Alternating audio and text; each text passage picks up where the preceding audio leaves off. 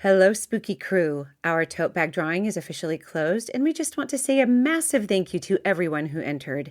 We are so grateful for the love and the support, and we have loved reading your reviews. Missed the tote? No worries. We're still sending out high-quality vinyl stickers while supplies last. Just email us proof of your rating and review along with your mailing address to thespookydarlings@gmail.com, and we'll get one headed your way. Quick promise, your address is only for mailing the sticker. No emails, no selling info, no funny business, just spooky gratitude. Thanks again for supporting the show. You are the reason we do this. You're listening to The Spooky Darlings, where three sisters get together and share stories with each other. I'm Emily. I'm Nettie. I'm Haley. And today, Nettie is going to share something with us. Nettie, you want to take it away? I do. Okay. I guarantee you that you have not heard of this crime. Okay.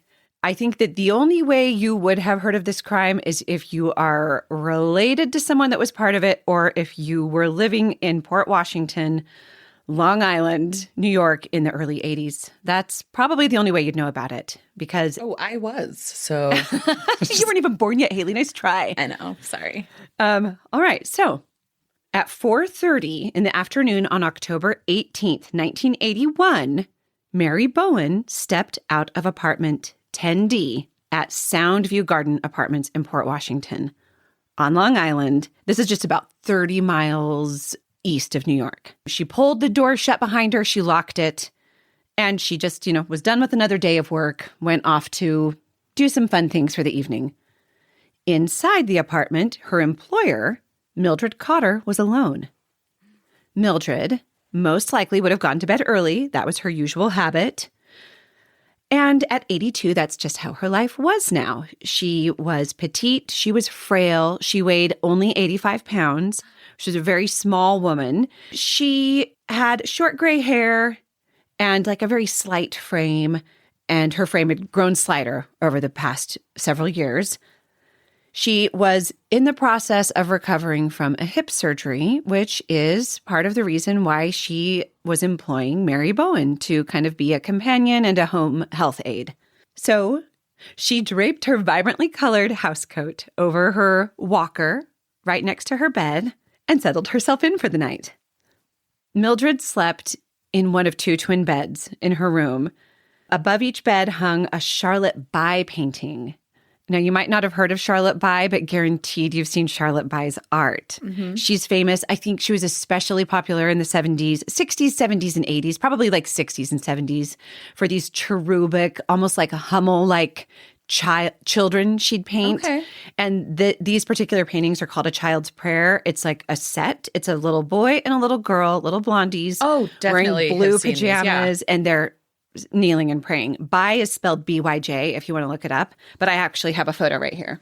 Oh, print it out. Magazine. Oh, yeah. I remember those. Yeah. The Charlotte Bye paintings. So, that's just kind of twin beds, the little paintings above the bed. Just kind of gives you a picture of how she lived. Now, Mildred had been alone for a long time. Her husband, who had been a New York City homicide detective lieutenant, had died in 1960. It is now 1981. So for 21 years, she'd been a widow. And her only child had died within hours of birth. So she didn't have any descendants and she didn't have any close relatives. She had one distant cousin who she didn't really have contact with. Mm-hmm. And, they were not close. She rarely left the apartment. She ordered groceries and had them delivered. And the only time the neighbors ever saw her was on her slow, infrequent, difficult trips to the mailbox. Mm-hmm. Kind of made me think of, do you guys remember the movie The Mailbox? yes. From our childhood. It was like a it was like a Focus on the Family film, and where this little old lady would like hobble out to the mailbox every day hoping for a letter. Oh, aww. Leafy. Oh. When I read about that, I thought of that. Like, she could have easily had someone else bring in her mail, but it was probably like her little chance at interaction with people. Yeah. So nobody paid much attention to Mildred. And she seemed kind of resolved to her reclusive lifestyle. Her only company was her paid housekeeper, Mary. But on the night of October 18th, 1981, someone paid very close attention indeed. So, next morning, Mary Bowen returns to work at around 9:30 a.m. on Sunday, October 19th. She unlocks the door and lets herself in and tells police later that she is immediately taken back by what she sees because the apartment has been turned upside down. The kitchen table is turned over. The drawers appear to have been emptied. Oh, no. Papers are strewn everywhere, and she can't find Mildred.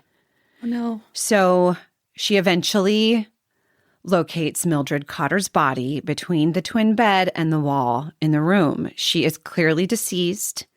She's naked from the waist down. She has deep vertical gouges around her neck. Her tongue is, I'm sorry for the graphic detail, but it kind of comes into play later. But her tongue is protruding. It's swollen. Her face is mottled and red and purple.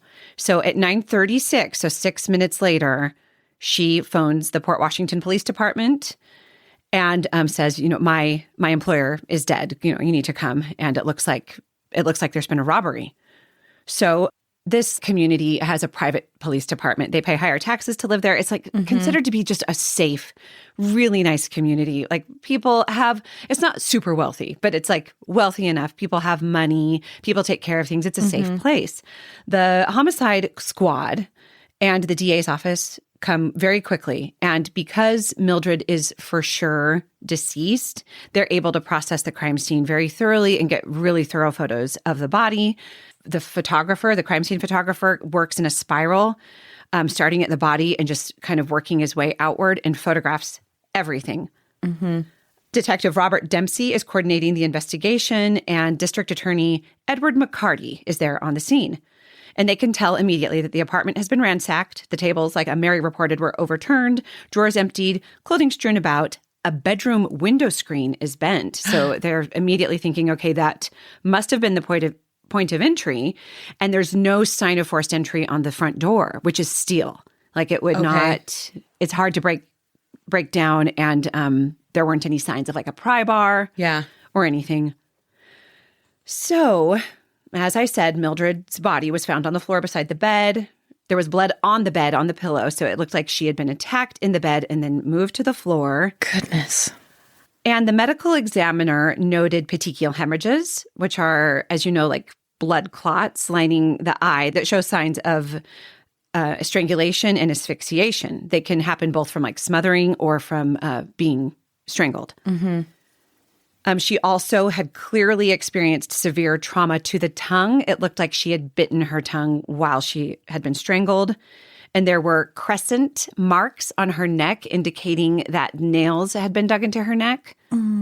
Finger ligature marks confirmed that she had definitely been strangled manually, but that is actually not what killed her. They found an indentation in the back of her neck and then realized a sports sock had been knotted around her neck and then twisted garrote style until she died. Oh, my gosh. I know. And then when you think about just overkill when it comes to a frail 85-pound woman, that is, I weighed 85 pounds in the third grade, maybe fourth grade. When you think about how frail that is and just the violence that was, and believe me, I'm not even you're about to hear more, and I'm sorry, but it's kind of important to the case. Okay. So they knew that, well, they didn't identify the sock yet as the thing that killed her, but they realized from the indentation in her neck that she had most likely been garroted. And it was established later in the morgue when they did x-rays and when they did the full autopsy that every single rib in her body was broken.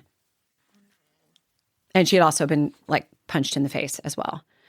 There was, however, no evidence of sexual assault, despite the state of undress. As I said before, she was unclothed from the waist down.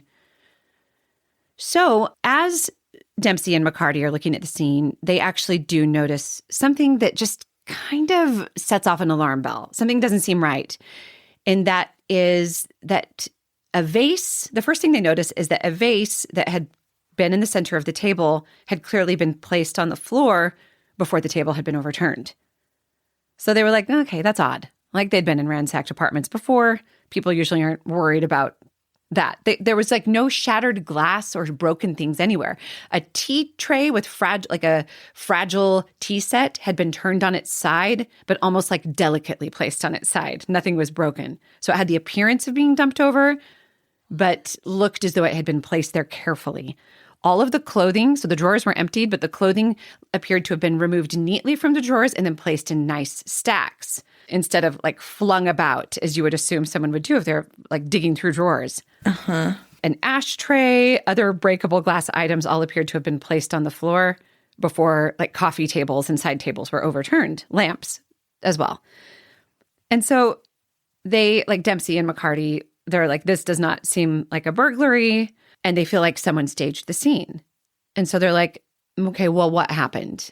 According to Mary, things were definitely missing. Mary said that Mildred had valuable jewelry and cash that was no longer in the apartment. Mm-hmm. So Mary is helping them out as much as she can. She knows Mildred better than anyone.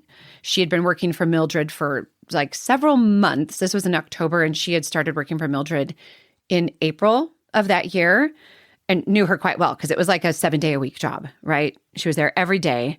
Mm-hmm. Helping her heal. Yeah. So they were questioning all the neighbors. Nobody heard anything. Like the apartments, you can actually look at these. These apartments are still there. They're still standing. And I used Apple Maps so I could sort of see a picture. They're kind of like two apartments on top of each other. It appears like a second floor and a first floor. They're sort of separate from each other, though, so that they are not really sharing. They're sharing a floor, but not sharing walls, if that makes sense. Okay. But then like the very corner of the apartment would be connected almost like a jigsaw shape, if that makes sense. Mm-hmm. And then the apartments are all kind of connected. They're called them garden apartments because like there's like sort of a garden in the center and a parking lot. They're safe. They're expensive. Sounds very cute. I mean, they look like really nice and really close to the bay. So like clearly it's high value property. Right. So they're questioning neighbors, just asking just for anything out of place. They're like, nothing, you know how police do. They're like, anything you've seen out of the ordinary, tell us about. Even if it seemed like nothing, it could be a clue. Right. So they're talking with a man and he said, I was walking my dog and I saw a yellow sports car that I'd never seen before at around 9:30 p.m. And he's like, it's probably nothing. I didn't think much of it, but two men got out who appeared to be of African-American descent. And he said he didn't recognize the men. But then he was like, but I'm sure it was nothing. They were probably just visiting someone. And so the police noted it down, like they were noting everything down, and they didn't think much of it. 9:30 p.m. was not the time of death. They supposed the time of death happened closer to 1 a.m. So it was not a significant observation at this time. There were no robberies reported in the neighborhood, so it seemed a little odd that there was suddenly a robbery, like a violent robbery. So violent, yeah. There, and in a locked second-floor apartment. It seemed odd. And also the neighbors were like, we didn't know Mildred. No, she didn't talk to anyone. She didn't have friends. Like her only companion was Mary.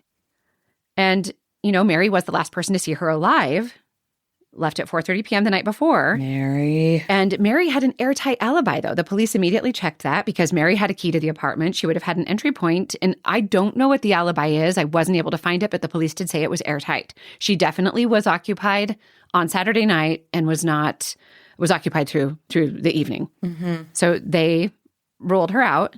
And Mary also was visibly distressed. She was crying and she was shaking. She, had just discovered the beaten body of this woman that she had been working with every day for like the past 6 months, like April, May, June, July, 6 months. September, October, 6 months. Yeah.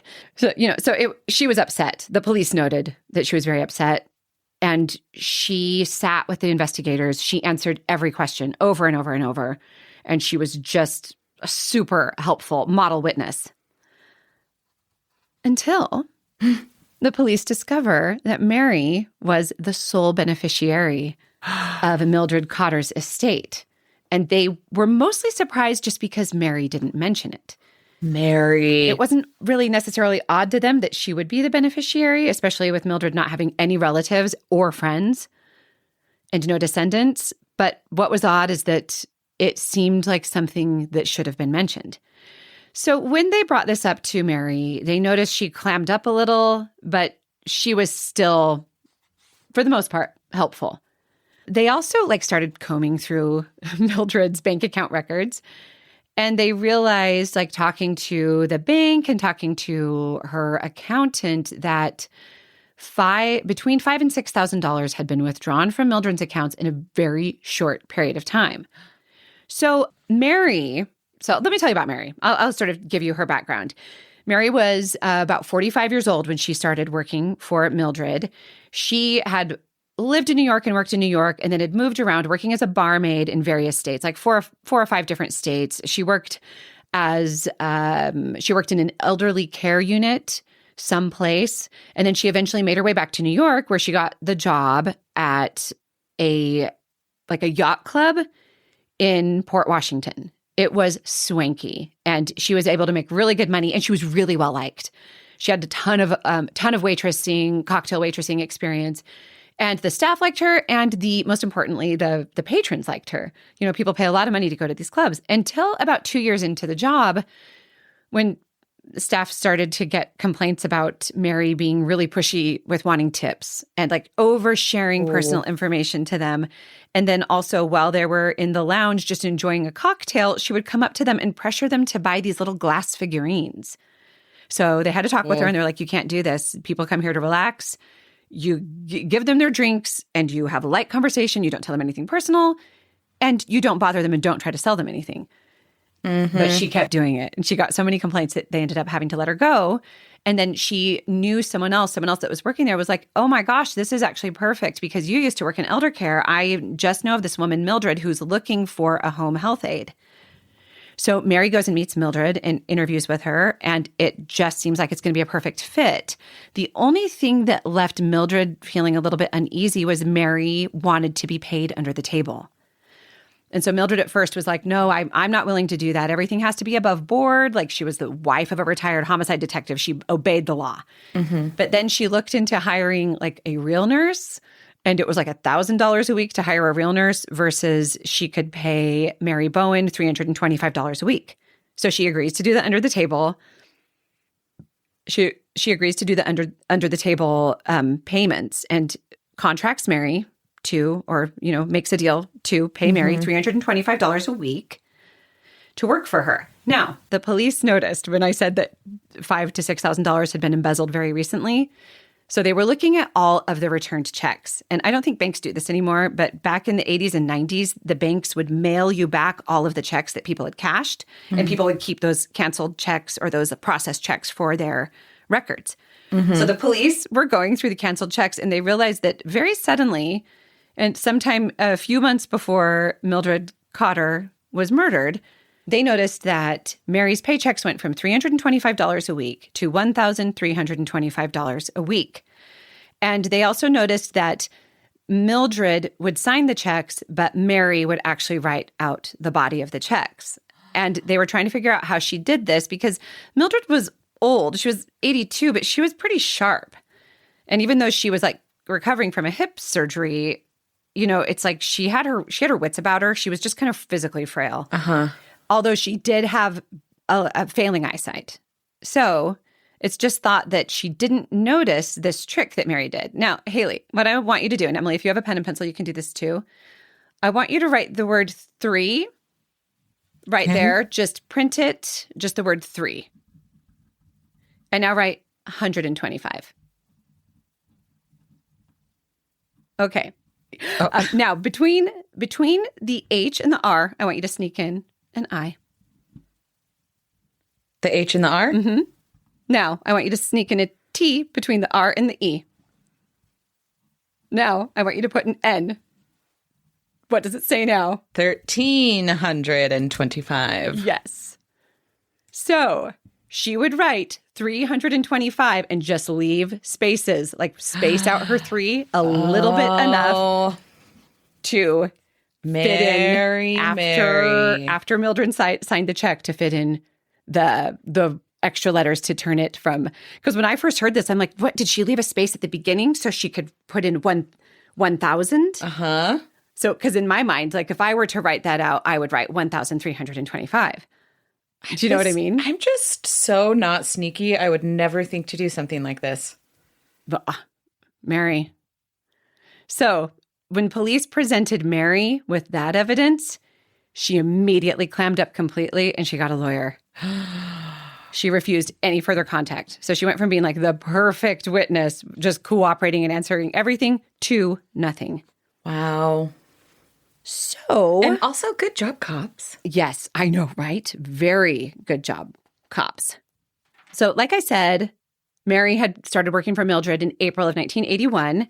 Her duties were light cleaning, just kind of being a companion, hanging out with her, and also doing her finances, checking on her health, like kind of, helping with mild health stuff, helping her walk around and stuff. But what happened was early September, Mildred Cotter caught on that Mary was embezzling money from her, that Mary was fraudulently changing the checks. And Mildred was making plans to fire Mary. Mm-hmm. She just had not done so yet. So the police were like, okay, well, we know she had an airtight alibi. How did the murder happen? Did she lie? Was she actually somewhere else? But they couldn't find holes in her alibi. So they start interviewing people at the yacht club, different friends of Mary's, and they're talking to this woman. And in the article that I read, they did not give her real name, but in the article they called her like Veronica Pittman. But they said that that's not her real name. They wanted to change her identity to protect her. And the police are chatting with Veronica and then sort of offhand, like asking her questions about her life, if she knows anyone, if, she would know anyone that could be connected to this crime. And then offhand, Veronica says that she drives a yellow sports car. So the police were like, wait a minute, we have something about that in our notes. And they recall back to one of the neighbors walking the dog, seeing a yellow sports car that he didn't recognize pull up to the apartment at 9:30 that night. So they were like, well, what were you driving around on the night of October 18th? And she was like, no, I think my boyfriend borrowed my car that night. Who's your boyfriend, Veronica? Her boyfriend, Haley. Exactly. Her boyfriend was named Andre Cartier, spelled like Cartier, like the diamond. Mm-hmm. And he was a 24-year-old, I believe, 24 or 25. He was an unemployed mechanic. And they go to question him, and he folds immediately. Good. Like, they didn't even have to try much. He just was like, I'll tell you what happened. So a few weeks before the murder, like shortly after Mary found out that Mildred knew she was embezzling money, and she was really worried Mildred was going to take her out of the will and that Mary would no longer be the beneficiary, she approached Andre. She knew him through Veronica. And I don't think Veronica was involved. From what I understand, Veronica didn't know. But when the police were processing the scene, like they were checking for fingerprints, and it's like Mildred didn't have visitors, so the only fingerprints in the apartment were Mary Bowen's and Mildred's, but they did find one fingerprint on some like receipts that they couldn't identify. Okay. And they didn't think much of it because it could, like, was it from the bank? Could a banker have touched it and, left it behind? But they were able to dust and find that fingerprint. So anyway, they pick up Andre Cartier. They question him. He waives his rights. He doesn't even, he just waives his rights and he starts talking. So he said, yes, Mary approached me. She said, I need to hire someone to kill my employer, 82-year-old Mildred. He enlists his friend to help named Roger Powell. Roger is 28. And so they go and they meet several times with Mary and they plan the murder. Mary agrees to pay them each $1,000 to murder 82-year-old Mildred Cotter. No. Yes. So Cartier and Powell confirmed that they drove to Soundview Gardens at 9:30 p.m. just to scope it out. Then they got in their car and they drove away. And then they returned at 12:30 a.m. to commit the murder. My goodness, $1,000. That is so awful. $1,000. Isn't that crazy? That's crazy. Mm-hmm. So they drive to Soundview Gardens. They have Mary's key, right? So she did actually have an alibi. She actually was not there, but she gave them their key. So they enter through the front door. There's no forced entry, and there's no broken lock. They go into the bedroom. Mildred is asleep. Now, Andre Cartier had taken karate classes, and he had become convinced that he could punch someone in the chest, and he'd even bragged to friends about it, that he could induce a heart attack by punching someone in the chest the correct way, and that they would then die and it would look like a heart attack. So the reason why every single one of Mildred's ribs were broken is that he kept punching her, trying to induce a heart attack, and it didn't work. He punched her so many times that every single rib was broken, in multiple places. It's so awful. And it did. That is awful. And it did not kill her. She survived that. So then he then tried to strangle her manually. And that's why the crescent nail marks were left, because they were his nail marks. She still did not die. And that was when he grabbed a sports sock, knotted it in the center, and twisted it until she stopped breathing. It's really awful. And so then terrible. They leave. They do not ransack the apartment. Now, the thing that clued the detectives in is Mary knew she was going to inherit everything, so she didn't want anything broken. So she walked into the apartment at 9:30, and very quickly and carefully, she had this planned, set all the breakable things on the floor, then tipped over the tables, pulled stuff out of the drawer, set them nicely in piles, tossed a couple of things. Mm-hmm. And then she opened that window and bent the screen out so it looked like someone came in through the window. And then she called the police. So it took her 6 minutes to toss the apartment. And then she was able to call the police and get them there. It's pretty awful. So Mary Bowen is charged with conspiracy to commit murder, along with Roger and Andre. In Mary's trial, the jury deliberates for 10 hours, and the foreman begins to read the guilty findings. She was found guilty on all of the counts she was charged with, but the court couldn't hear the verdict because Mary was sobbing and wailing so loudly that nobody in court could even hear the verdict. Mary, you're the worst. Oh, she is. She's awful. She was I didn't give a physical description of her, but she was described as very severe looking by the people that knew her, and with like a super erect posture. And just, she was tall, slim, short, fluffy hair, like that short kind of puffy style. Sounds like a bitch. I think so. So she was charged with 2 counts of second-degree murder plus 3 additional felony charges. She was sentenced 25 years to life for murder. And these ones are weird to me because she was sentenced to 8 years and 4 months to 25 years for conspiracy, 5 to 15 years for burglary, and 2 years and 4 months to 7 years for grand larceny. All of them to be served concurrently. Which I hate that. I just feel like if you're getting charged with a bunch of different crimes, they shouldn't be concurrently. No. I think they should all be served separately. Serve each one individually. And so she had to serve at least 25 years before parole eligibility. I wasn't able to find anything about whether she's still alive. But if she had been 1983, 47, that would make her in her 90s today, right? Well, Mary, I hope you're dead. I'm assuming she is. The judge, I don't know. Hate really can keep some people alive. Yeah, it's true. It's true. There's some old bastards out there that just... It's pretty awful. And the judge called her acts, called her crime a cruel and sadistic act and a heartless scheme against someone who had trusted her. Mm-hmm. And it's not funny, but the crazy thing is that even after her conviction, Mary was convinced she would still inherit. And she intended to collect the $38,000 estate, which would be worth... Jeez, how much? Louise. Oh, I guess this was 1983 at this point, by the time the trial was done. $38,000 in today's money? Uh-huh. $300,000. I don't know, what is it, like 200,000 or something? You said what? $300,000. And what did you say, Amy? I said 200.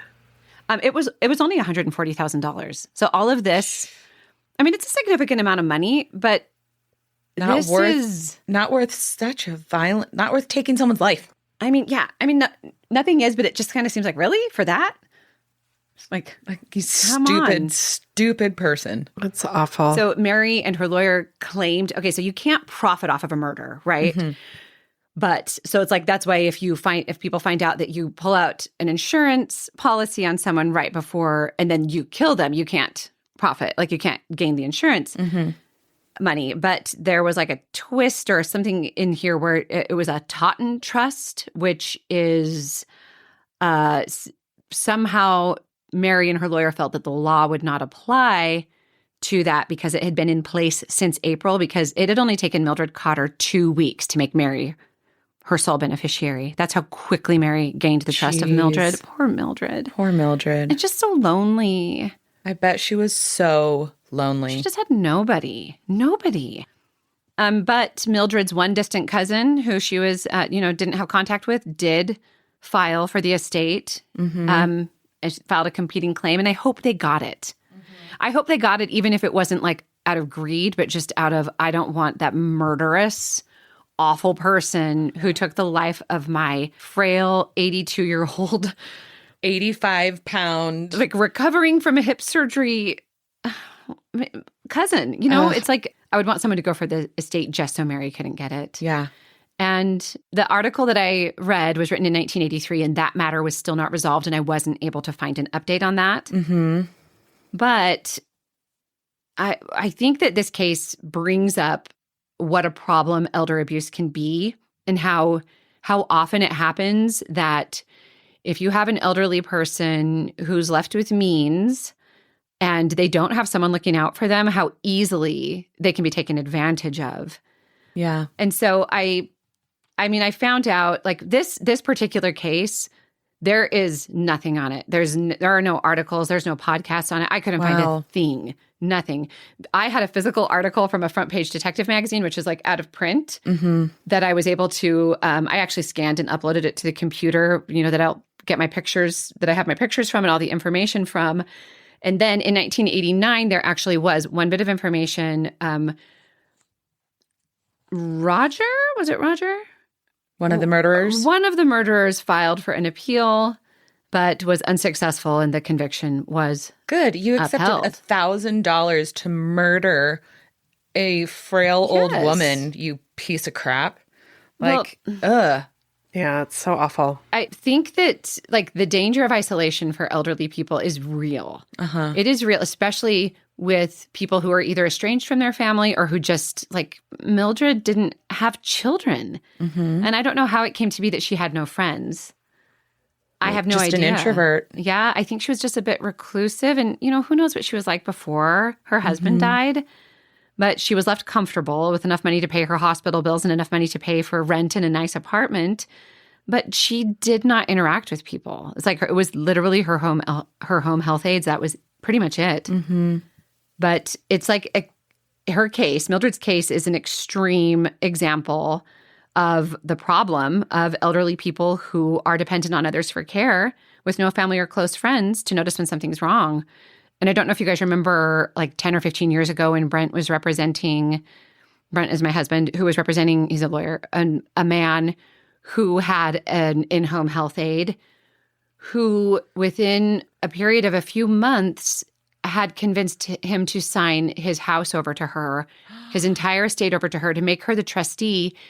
She then he granted her power of attorney. She then evicted him from the property, and he was homeless, and she moved her family in. What an evil person. Is this person still local? Let's go kick him in the shins. It wasn't local. It was in Northeast Oregon, but it wasn't local. And the man has now passed away, but he was able to find this person and kick her in the shins. No, you're an evil person is what you are. And Brent stole the home from a vulnerable person. You're evil. Brent actually did a podcast about that case. Yeah. That I think it's an AARP podcast. Like, they have a podcast and Brent gets on and he's interviewed by somebody talking about how he fought for this man. Yeah. And like, what a problem elder abuse is. And the sad thing is that it often even happens like within families. Like, you'll find that when someone gets elderly and they lose their faculties and they're frail, physically frail, and they're dependent on others, they're a lot easier to take advantage of. And then suddenly you'll have like a family will that was seemed fair and equitable to everyone, that everyone was sort of in agreement with. And then suddenly you get one person who's in there caring for the parent and who has the parent's ear. And then all of a sudden, everything goes to that particular person. And Right. and often it's like healthcare is withheld. Like the basic Until needs they sign something aren't over met. Yeah. Or they're trying to speed along the death so they can disgusting. inherit quicker. It's very sad. That really is awful. Do you remember the time Grandma Rampton was so blind that she kept putting the same peppercini in her mouth and then shuddering and taking it out and spitting it out and putting it on the side of her plate? Yes, I just wish I would have grabbed it off her plate. No, I did. I finally grabbed it off her plate. I grabbed it Emily, just good discreetly job. with a napkin and put it in a napkin so she wouldn't keep putting the same peppercini in Good her job, mouth. Em. Yeah, that was so. I do remember that. That was nice of you. I've forgotten that you had done that. That was the right thing to do. Yeah. Well, There Love our are advocates and safeguards that are in place today. There were not really in 1981, but there is like an adult protective services that is now operating in every U.S. state, hopefully still. Who knows for sure, but I'm pretty sure it is. I'm pretty sure. And it investigates reports of abuse, neglect, and exploitation for vulnerable adults, and anyone can make a report. So, if you are feeling like you're seeing something, maybe you have an elderly neighbor who you're just worried that their basic health care needs aren't being taken care of, you can call and make a report. Or if you feel like maybe suddenly someone moved in and is taking advantage of them, you can call and make a report and someone will investigate, just like people do with child protective services. And June 15th is World Elder Abuse Awareness Day. Oh. That day did not exist in 1981. But I like to think that cases like Mildred's were the catalyst that made these these safeguards come into place. So check on your elderly neighbors, or, it's not always just the elderly. Sometimes it's just people who are injured or helpless, just need a little help. Check on them, especially anyone who seems isolated. And if you notice signs of financial exploitation, then report it to the Adult Protective Services. And those reports can be made anonymously. So all of my resources came from an article called Where There's a Will, There's a Murder, which was from a 1983 article from Front Page Detective. Wow. It was, December 1983. But anyway, that is the terrible murder of Mildred Cotter by Mary Bowen, Andre Cartier, and Roger Powell. And thank you for listening to it, sisters. Yeah. Wow. Good job. Oh, great job, Nettie. So sad. It's so sad that her husband was a homicide detective and he left her financially set, but had no idea that 21 years later, Very selfish, piece of shit would worm her way into her life. right, that she'd be the victim of all the crimes that he had spent his life solving homicides. And then, it's awful. Gosh. Well, I hope I didn't leave any details out, but I wasn't able to figure out what kind of glass figurines Mary was trying to sell to the patrons of the yacht club. Oh my gosh. But I'm picturing her just being like, hey, you want this, right? It's real nice. And being like, we're just trying to enjoy our gin and tonics, Mary. Nettie, that was really awesome. Thank you, Haley. Yeah. Thank you for listening. We are the Spooky Darlings, and you can find us on Instagram and TikTok at the Spooky Darlings Podcast. And if you have an interesting story of your own that you would like to tell us, we want to hear it. Email us at thespookydarlings@gmail.com. And you can find do you have a story of elder abuse? I'd actually really would be super interested. Tell us about it. And you can find our merch at thespookydarlings.printful.me. And anything else? Leave us a rating and a review, please. Yeah, 5 stars. Hit that 5-star button and follow button. And we will talk to you later. Yeah. Goodbye. We will. But goodbye. Bye. 5 stars. Tell your friends. Tell your wife. Tell your friends. Tell your wife. Yeah. Yeah. Before we disappear into the shadows, don't forget, we're still sending out vinyl stickers.